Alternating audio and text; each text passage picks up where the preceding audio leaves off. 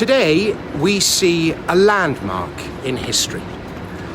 For the first time, a sovereign nation, as recognized by the United Nations, will adopt a cryptocurrency as legal tender. It isn't the United States of America or the People's Republic of China or the Russian Federation, despite the fact that Russia has more cryptocurrency users than anywhere. It's gone the other way. Or even the United Kingdom of Great Britain and Northern Ireland that is leading the charge, however. Instead, it's a small Central American nation with a population of around 6 million people and a GDP of just $26 billion. Of the 200-odd nations there are in the world, it ranks 149th on the rich list, with a GDP per capita of less than $4,000. I'm talking, of course, about El Salvador, where today Bitcoin will become legal tender. Remember the date, the 7th of September 2021. Now, legal tender is one of those phrases that gets bandied about without people really knowing what it means. And there's also quite a gulf between the official definition and what it actually means in practice. The dictionary, in this case the Oxford English Dictionary, says legal tender means coins or banknotes that must be accepted if offered in payment of a debt. In practice, however, you can't force, say, a restaurant that only takes card payments to accept cash, or a market trader who only takes cash to accept bank transfers. Gold sovereigns are legal tender, but try spending them at Tesco's. In fact, I've had an amusing exchange with a gentleman who is on a mission to reintroduce silver into the British monetary system by stealth. And his means to do this is that at his weekly shop in Tesco's, he demands they accept silver Britannias as payment for his groceries. And he did the same when trying to pay for his petrol at a BP garage, refused to budge from the forecourt when they said no, and ended up getting arrested. So even though Bitcoin becomes legal tender today in El Salvador, it doesn't mean that every shop or merchant in El Salvador will now have to accept it as payment or face arrest. In practice, it just means that Bitcoin will become a formally recognized part of the monetary system. Debts owed to creditors can now be settled in Bitcoin. You'll be able to pay your taxes in Bitcoin.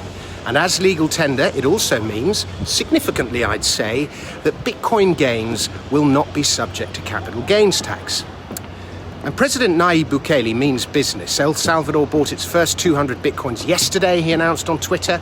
The state has spent some $200 million on rolling out hundreds of Bitcoin ATMs. Citizens who sign up for the state wallet, the Chivo, which means cool, will be given $30 of Bitcoin as a freebie, as an incentive. And it's going to be a huge technological leap, no doubt, and many are going to struggle with it at first. But the country is young, and people tend to be quick to learn, especially when there's a profit to be had. Even a fogey such as myself is able to do things on a computer that I could not have dreamt of a decade ago, and I imagine you're the same. Now, crypto adoption sits at around 5% in El Salvador. It's not dissimilar to elsewhere in the region and around the world, and this move is going to accelerate that. There's also the fact that many locals are still quite mistrustful about monetary change after the dollarization of 20 years ago. There was supposed to be 8.5 colones to a dollar, but there was a lot of rounding up went on, and it resulted in a near instantaneous inflation of more than 20%. Something similar occurred on the continent when nations flipped to the euro, although not to the same extent. And there have been some protests as a result. But often when you see the protests, when the camera pulls back to reveal the full extent of these, you see they are much smaller than the news would have you believe. In any case, it's voluntary, it's not obligatory. The new tech's also likely to be buggy, and no-coiner critics will leap on every perceived failure to prove their point. But my view is that this is an extraordinarily bullish move both for Bitcoin and for El Salvador. First, there's financial inclusion. Now, about 70% of Salvadorans still don't have a bank account, and I find that extraordinary in 2021, yet it is so. And financial exclusion is perhaps the most restrictive force on the global poor there is. It confines your ability to trade, exchange, borrow, and invest, and generally improve your lot to your immediate vicinity. Salvadorans all have smartphones, however, At least those who want one do. Even the poorest, there are more than 10 million mobile phone subscriptions in a country of just 6 million. An internet connection is all you need to participate in the bureaucracy-free financial system that is Bitcoin. It is permissionless. Never mind credit scores, ID checks and physical facilities. Have you got a smartphone? Download a wallet, off you go. The international currency that is Bitcoin will open up a plethora of opportunities for people that did not previously exist. Remittance plays a huge role in El Salvador's economy. As much as 20% of GDP is sent back from those working abroad, especially in the US. And cross-border remittance is one of the areas in which crypto excels, and Salvadorans should save a fortune in both fees and time. Lower fees mean more money entering the country. Workers can be paid and store wealth in a currency that is not subject to US monetary policy.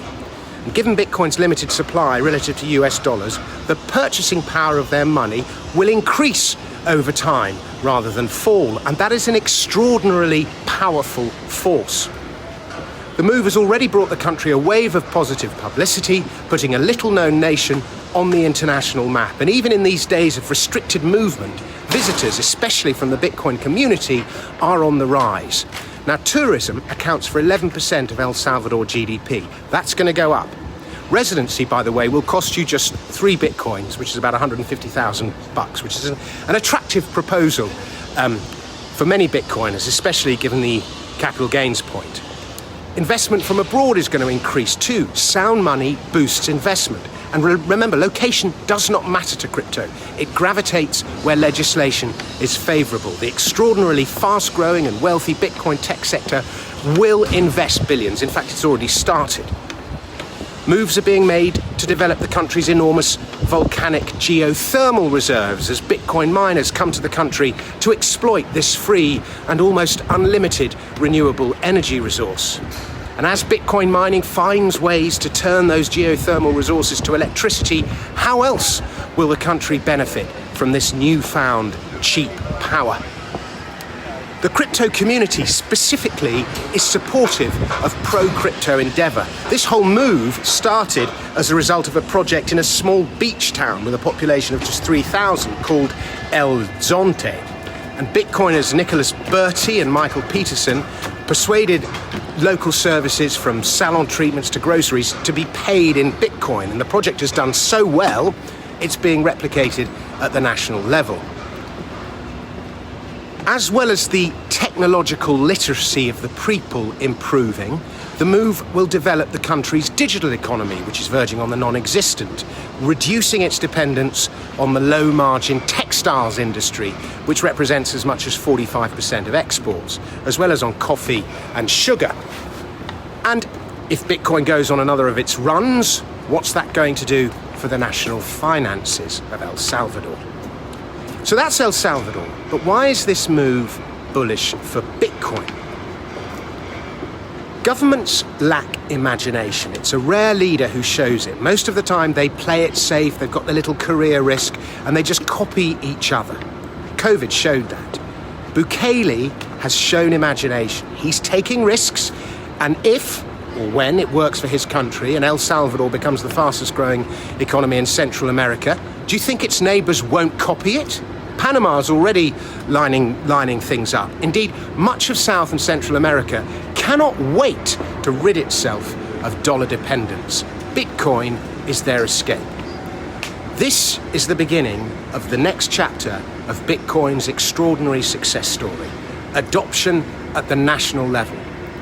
The success won't happen overnight. Every failure will be jumped on by the no-coiner press. The Financial Times is already condemning it, but it will be on the wrong side of that argument, as it has been on the wrong side of every Bitcoin argument. The World Bank, the International Monetary Fund, and the financial establishment are going to hate it because Bitcoin obviates them. But in time, this move will give El Salvador and its people extraordinary economic freedom, the ability to spend and save in a money beyond government control. Vamos, El Salvador. Thanks very much for watching. Please subscribe to my channel, and I'll be back with another video very soon. Till then, cheerio.